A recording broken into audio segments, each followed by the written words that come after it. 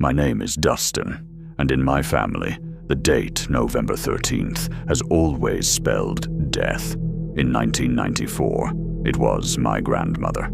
In 2004, my stepmother. In 2014, my father. Every 10 years, like clockwork, each death darker than the last, and now it's November 12th, 2024. Just a few hours left until midnight. I haven't slept in 3 days. I remember the first death vividly. I was just 10 years old in 1994 when Grandma passed. 5 days before she died, she kept saying someone was standing near the main door, then near her bedroom. We thought it was just her poor eyesight or dementia. She could barely see the food on her plate, after all. But she'd interrupt her own stories, glancing nervously at nothing in particular, whispering, "She's come again." One night, while she was telling me her usual bedtime tale, she stopped mid-sentence, stared at the hallway, and started gasping for breath. I remember panicking, fetching water, calling her name, splashing her face. She finally opened her eyes and whispered in terror, "She's going to kill me." The woman standing right by the attic stairs. I looked. There was no one. I told her so. She said, "Look again. The glass of water will fall off the dresser." I turned back to look at her. "There's nothing happening, Grandma. The glass is right there," and the moment those words left my mouth, crash, the glass hit the floor and shattered. I screamed and ran. The bedroom door slammed shut behind me. My parents didn't believe me. "You imagined it," they said. "You're just a child." But I knew something terrible was coming.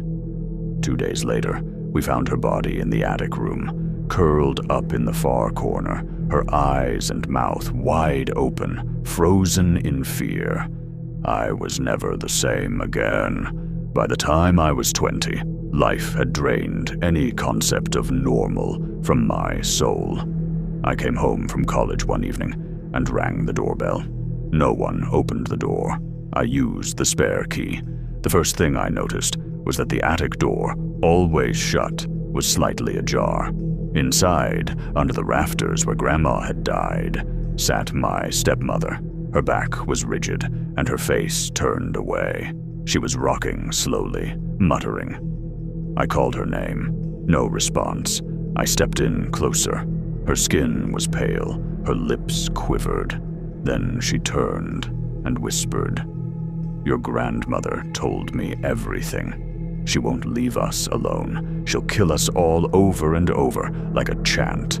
I tried pulling her away, but she felt impossibly heavy, like she had sunk into the floor itself. When I finally got her out of the attic room, the dresser inside rattled, then a glass flew off and shattered, just like before. She pushed me out, slammed the attic door shut, and locked it. I called my father, who rushed home. His face was pale, almost icy. Without a word, he handed me a bundle of white cloth, shroud fabric.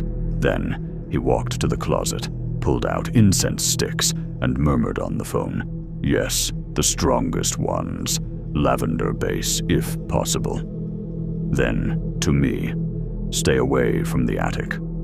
I'm going to break the door. I will never forget what I saw next." My stepmother, hunched under the slanted ceiling, was chewing on glass. Blood ran down her chin. She smiled at us, but her eyes were weeping. Before we could stop her, she slit her own throat with a glass shard.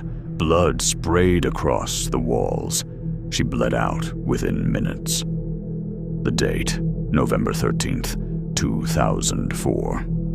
My father arranged the funeral, forbidding me from going near her body. He tried to keep me safe, but no one can protect you from something like this. By 2014, as the next November approached, I lived in constant dread. Every creak in the house made me flip on all the lights.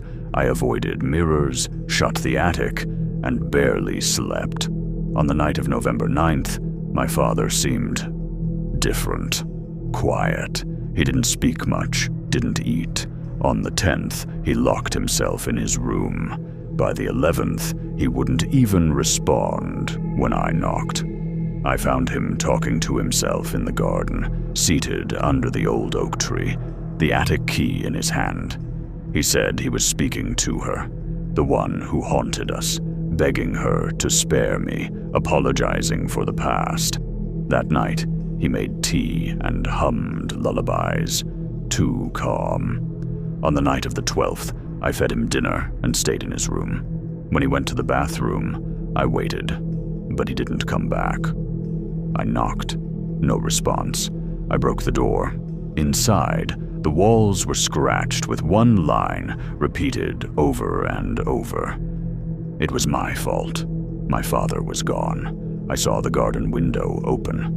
Rushing outside, I found him kneeling in the dirt, muttering prayers. Then suddenly he began digging, bare hands tearing into soil. I tried to pull him away, but he shoved me back with a strength I didn't know he had. He lay inside the shallow pit and whispered, "Take care of yourself. He's come for me." Then he grabbed a nearby brick and smashed his own skull. He died before I could scream. That brings us to now. It's November 12th, 2024, nearly midnight. I must have dozed off despite everything. When I woke, I heard voices. The house was full. Relatives, dozens of them. They were smiling, chatting, like it was a celebration. But no sound came from their mouths. I stepped out of my room and into the hallway. No one noticed me, until they all did. Every face turned toward me. Then came through the crowd my grandmother, my stepmother, my father. They walked up to me, their eyes sunken, their expressions blank. Grandmother whispered, "It's your turn now, Dustin. You can't escape." I woke up screaming. It was 9:40 p.m. Then I heard it. The attic door creaked open. The scent of incense, the same night-blooming jasmine, which was there for every death, filled the air. A diary lay on the attic floor. Inside it, handwriting I'd never seen before. A confession. The woman I'd called Mother all my life wasn't. She was my father's second wife. My real mother was my father's first wife. And she died shortly after giving birth to me. Poisoned. Dehydration induced by a night-blooming jasmine. Left to suffer. Bound in the attic. My grandmother had arranged it. She wanted a daughter-in-law with a dowry, and when my mother became inconvenient, they got rid of her. As I read those last entries, I looked up. A woman stood in the attic corner, not threatening, not angry, just looking at me calmly, in peace. Maybe I'll survive tonight, because vengeance has already been served.